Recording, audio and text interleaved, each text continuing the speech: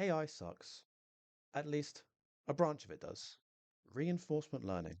When you run for the first time, it behaves awfully.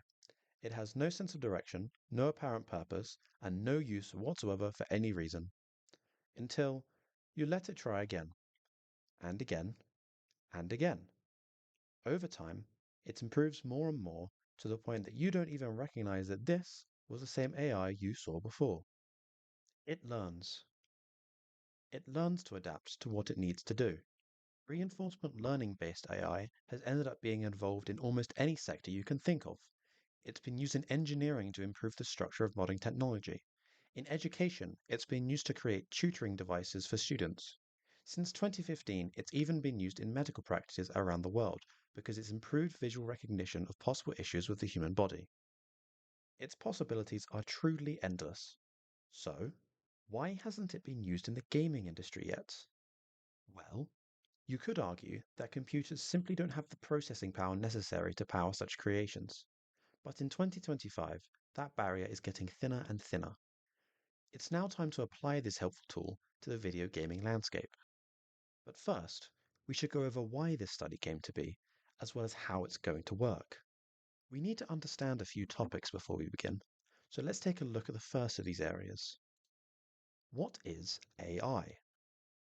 According to IBM, artificial intelligence is technology that enables computers and machines to simulate human learning. They're, of course, referring to its ability to perform tasks associated with human intelligence. AI usually controls a sort of medium it can interact with. Let's call this an agent. AI allows their agent to perceive their virtual environment and respond to it without explicit instructions on how to do so. It learns how to and applies it to its own algorithm. Many types of artificial intelligence exist today, like the popular generative AI large language models that are in common everyday use. But first, let's go back a few years. Back in 1947, a man named Alan Turing published an article discussing whether computers have the capability to think, and he is widely regarded as the father of AI. Later on, he invented the Turing test to determine whether a computer's responses to interrogation could be mistaken for real human responses. The test was structured like this. An interrogator would ask two participants questions, one being a real person and one being a machine.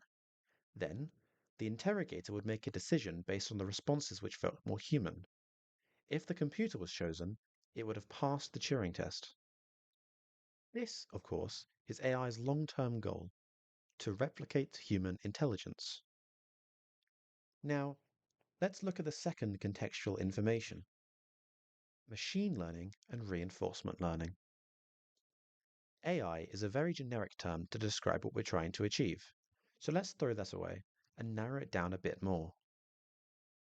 Machine learning is a subset of AI that allows its agents to improve without intervention, depending on the data it's given. Machine learning itself can also be split into three smaller groups. First of all is supervised learning.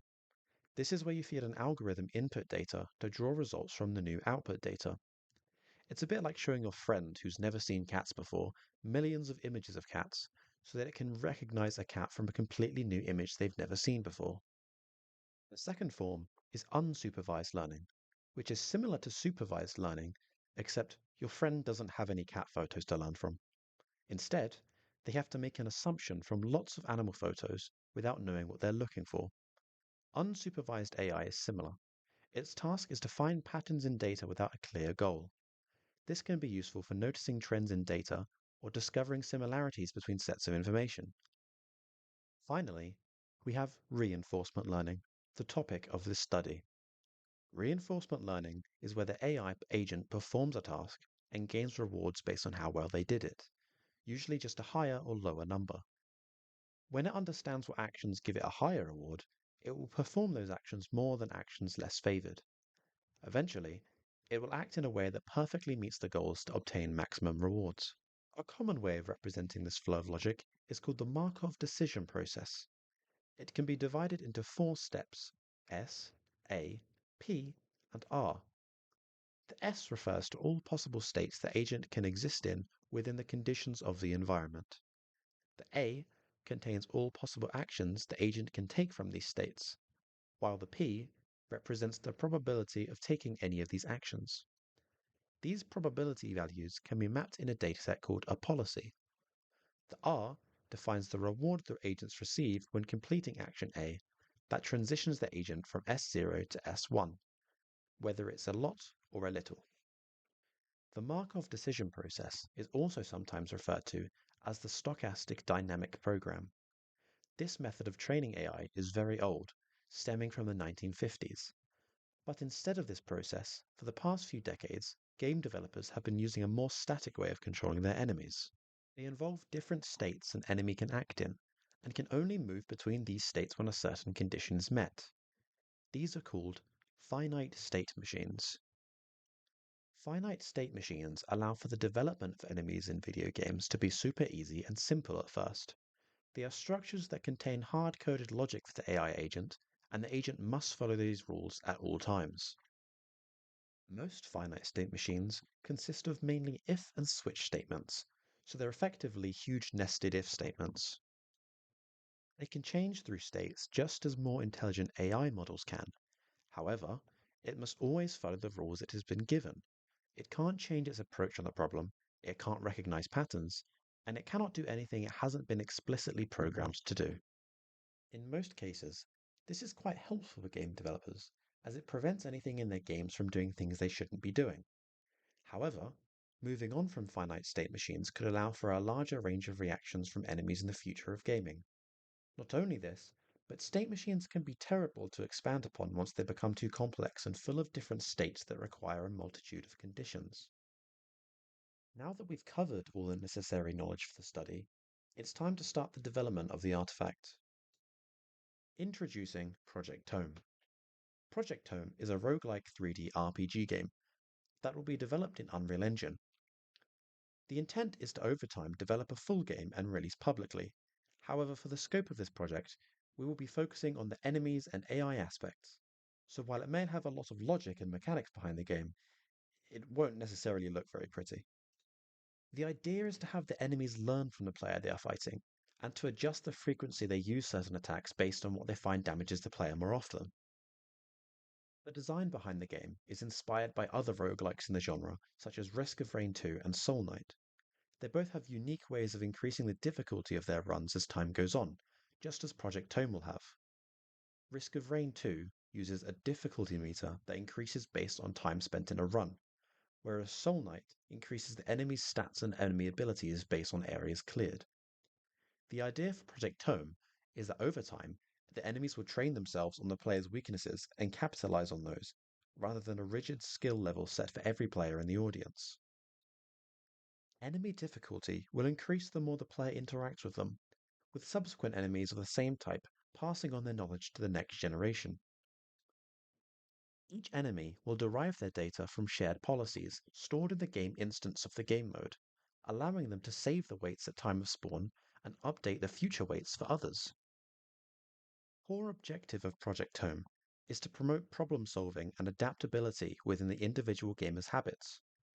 It challenges players to shelve the playstyle they're most comfortable with and try different ways of taking on the obstacles in front of them.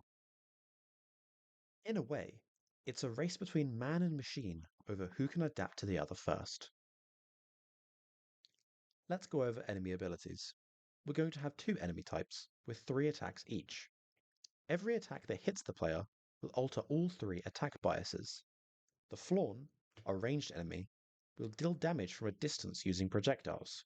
Its 3 attacks are a simple projectile that fires towards the player, a homing projectile, and an explosive projectile that deals constant damage to the player the longer they're in its blast radius.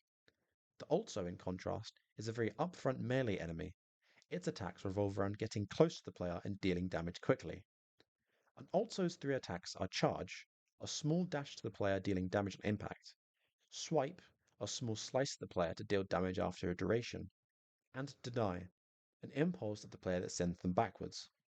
One Also might not seem like much of a challenge, but beware of multiple denies pushing you into enemies. Now that we have the enemy's attacks laid down, we're going to summarize the level design before moving on to enemy AI implementation. This will be the level for the demonstration version of Project Tome. It has two sections to it, the upper section and the lower section. The lower section is full of obstacles and cover, which makes it the perfect environment for the Altzos and their melee attacks. They can get up close without being shot by the player, making it the perfect environment for their kit. Meanwhile, the upper section is curved around and no cover at all, which perfectly complements the Flawn's attacks. With no cover, Flawn's can fire at the player without their projectiles getting in the way, and can do so from a safe distance. This level was designed to complement each enemy's kit at a mechanical level, and will prove a challenge for the participants to combat the AI in. Right, back on track. The artificial intelligence inside the two enemies mentioned earlier will use a mixture of the finite state machines we looked over earlier in this video, as well as the new reinforcement learning model developed exclusively for this project. First, let's take a look at the finite state machine that will determine the enemy movement towards the player. Once the enemy starts moving, it constantly checks whether it's within the range of the player. The value that allows this task to succeed will be dubbed the acceptance radius. Each enemy type has its own acceptance radius based on the type of attacks it uses. If the enemy is within the acceptance radius, it moves on to the attacking state. This is where the reinforcement learning takes place and where the attack animations and actions occur. Once this is done, the enemy is put on cooldown before moving again, to give the player some time to react to the enemy's attacks. Each task in the graph shown here is a task within the behavior tree in Unreal Engine Editor, which looks like this in the engine. The decision-making of the enemy attacks themselves is handled in the attack task. From here, enemies can access the game's instance where the data values for the weights of each attack is stored. The total value of all three weights will always be equal to 1, so when an attack needs to be generated, a random number generator selects a float between 0 and 1. From here, it checks the weights of all the attacks before making a selection. If it is less than the weight of attack 1, the enemy chooses attack 1. If the number is between the value of weight 1 and the combination of weight 1 and 2, the enemy picks attack 2.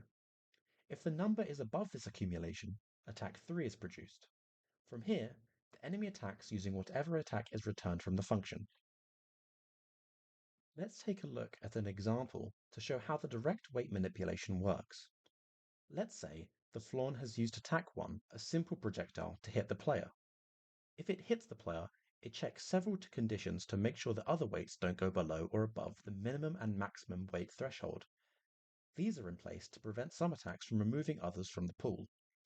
If weight 2 and 3 are large enough to be decreased, and weight 1 is low enough to be increased, then weight 1 is increased by the weight adjustment value, while weight 2 and 3 are reduced by half the adjustment value. This maintains the total value of all three weights to be 1. The weights themselves are stored as structures in the game instance where they serve as policies for the enemies. Now that the development of the artifact is complete, it's time to share the project with a small selection of participants. Each participant was tasked with playing the experience for 10 to 15 minutes each, battling both traditional and reinforcement learning AI. There is a toggle during playtesting that allows participants to enable or disable the reinforcement learning algorithms. When disabled, the weight for all attacks spawned by enemies will be set to 0.33 each, and cannot be altered. When re-enabled, the reinforcement algorithms continue to distribute update values and edit current weights as designed. Once playtesting was complete, participants were asked to fill in a short questionnaire about their experience with the demonstration.